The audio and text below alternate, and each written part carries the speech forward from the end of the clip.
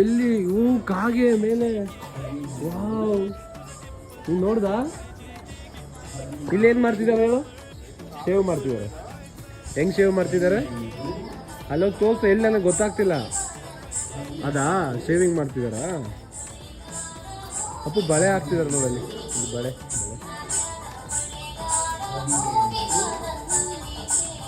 ಬಳೆ